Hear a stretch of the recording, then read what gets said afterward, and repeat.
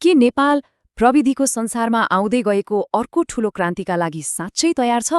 आज हामी नेपालको पहिलो राष्ट्रिय कृत्रिम बुद्धिमत्ता अर्थात् एआई नीतिबारे गहिरिएर चर्चा गर्दैछौं।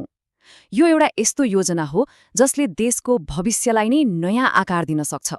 ल आउनुहोस्, यसले खासमा के भन्न खोजेको हो त्यो बुझौं। अब यो विषयमा प्रवेश गर्नुभन्दा पहिले यो कृत्रिम बुद्धिमत्ता वा एआई भनेको के हो त्यसलाई एकदमै सरल भाषामा बुझौं न।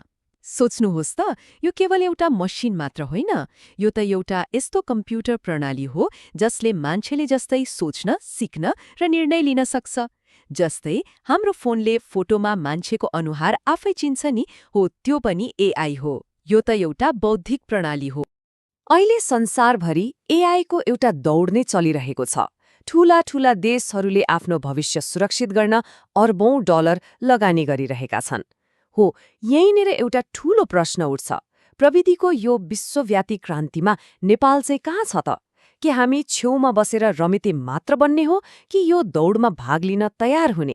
यो नीतिलाई राम्रोसँग बुझ्नका लागि आज हामी एउटा यात्रामा निस्कदैछौं। हामी यसका सम्भावना र चुनौतीहरूबाट सुरु गरेर यसका लक्ष्य र रणनीतिहरू केलाउनेछौं र अन्त्यमा यसले हाम्रो दैनिक जीवनमा के कस्तो असर पार्न सक्छ भनेर पनि हेर्नेछौं।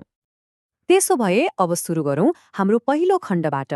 आखिर नेपालका लागि एआईको भविष्य कस्तो देखिन्छ र यो नीति ठिक यही समयमा किन यति धेरै जरुरी छ?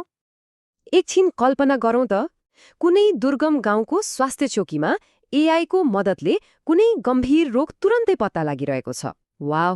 हरेक विद्यार्थीले आफ्नो क्षमता र गति अनुसार सिक्न पाइरहेका छन्। सरकारी सेवा लिन कुनै झन्झट छैन, सबै काम छिटो र सजिलै भइरहेको छ।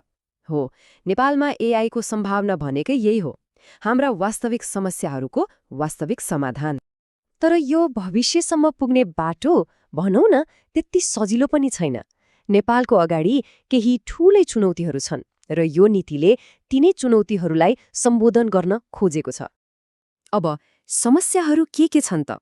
पहिलो कुरा, डाटाको अभाव। एआईलाई सिकाउनको लागि डाटा भनेको खाना जस्तै हो र हामीसँग त्यही पर्याप्त छैन।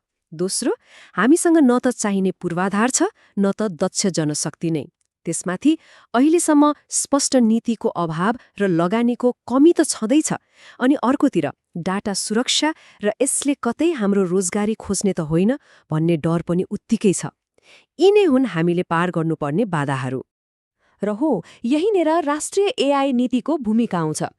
यो केवल एउटा कागजको खोस्टो होइन, यो त ती सबै चुनौतीहरूलाई एक एक गरेर सम्बोधन गर्न बनाइएको एउटा एकीकृत योजना हो।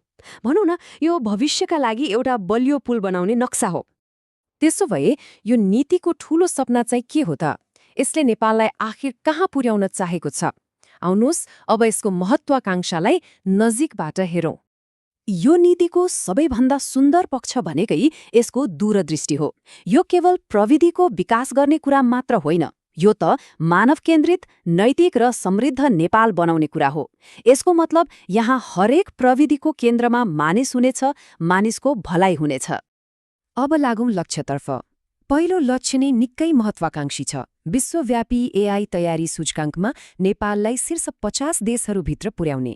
यसको सोझो अर्थ हो पूर्वाधार, सिप र सुशासनमा संसारका उत्कृष्ट देशहरूसँग प्रतिस्पर्धा गर्नु।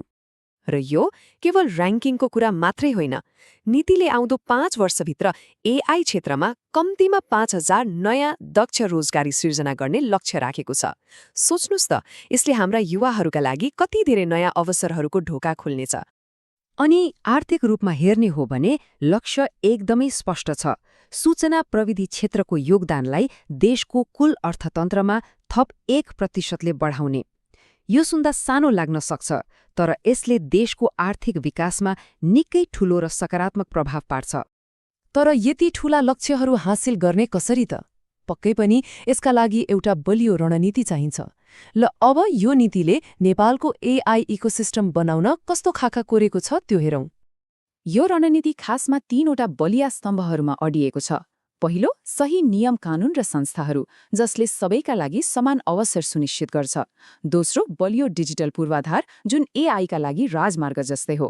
र तेस्रो, दक्ष जनशक्ति, किनकि प्रविधि आफैमा केही होइन, त्यसलाई चलाउने त मान्छेले नै हो। तर यो नीति यतिमै सीमित छैन। यसको वास्तविक शक्ति त केमा छ भने यसले कृषि, स्वास्थ्य, पर्यटन जस्ता देशका मुख्य आर्थिक क्षेत्रहरूमा एआईलाई कसरी प्रयोग गर्ने भनेर स्पष्ट मार्गचित्र देखाएको छ। हेर्नुहोस् त, यो कति व्यावहारिक छ। कृषिमा एआईले किसानहरूलाई बालीमा लाग्ने रोगबारे पहिले नै जानकारी दिएर उत्पादकता बढाउन मद्दत गर्नेछ।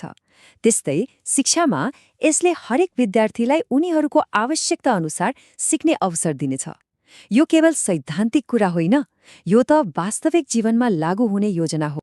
अब एउटा राम्रो योजना कागजमा मात्रै सीमित रह्यो भने त्यसको के अर्थ, होइन र? त्यसैले सबैभन्दा महत्त्वपूर्ण प्रश्न हो, यो नीतिलाई वास्तविकतामा कसरी उतारिनेछ? यसको सफल कार्यान्वयनका लागि 3वटा नयाँ र शक्तिशाली निकायहरू बनाइनेछ। एउटा नियमन परिषद, जसले नियमहरू बनाउने र बाटो देखाउने काम गर्नेछ। एउटा राष्ट्रिय केन्द्र, जसले अनुसन्धान र कार्यान्वयनको नेतृत्व गर्नेछ। र विश्वविद्यालयहरूमा उत्कृष्टता केन्द्रहरू, जसले भविष्यका लागि विज्ञहरू तयार पार्नेछन्। यो संरचना सफलताका लागि एकदमै आवश्यक छ। हामीले योजना र रणनीतिका धेरै कुरा गर्यौं, तर अन्त्यमा सबैभन्दा महत्त्वपूर्ण कुरा त के हो भने यसले हामी जस्ता आम मानिसको जीवनमा के फरक पार्छ त? ल, एउटा किसानको उदाहरण लियौं न। पहिले खेतीपाती अनुमानको भरमा हुन्थ्यो। अब एआईको मद्दतले डाटाको आधारमा कहिले सिँचाइ गर्ने, कहिले बाली काट्ने भन्ने जस्ता सटिक निर्णय लिन सकिन्छ। यो भनेको अनुमानबाट निश्चिततातर्फको यात्रा हो, जसले सिधै उत्पादन र आम्दानी दुवै बढाउँछ। अन्त्यमा यो नीतिको लक्ष्य हामी सबैले महसुस गर्न सक्ने ठोस परिवर्तनहरू ल्याउनु हो। छिटो र छरितो सरकारी सेवा, बलियो अर्थतन्त्र जसको फाइदा सबैलाई होस्, र हाम्रा आउने पुस्ताका लागि यस्ता रोजगारीका अवसरहरू जुन आज हामी सायद कल्पना पनि गर्न सक्दैनौँ। हो, योजना निकै महत्त्वकांक्षी छ र दृष्टिकोण पनि साहसी छ। तर प्रश्न जहाँको त्यही रहन्छ, के यो नीति साँच्चै नै नेपाललाई एआईको दुनियाँमा एक शक्ति बनाउने अचूक अस्त्र बन्न सक्ला? यसको जवाफ त अब यसको कार्यान्वयनमा भर पर्छ र यो यात्रा पक्कै पनि हेर्न लायक हुनेछ।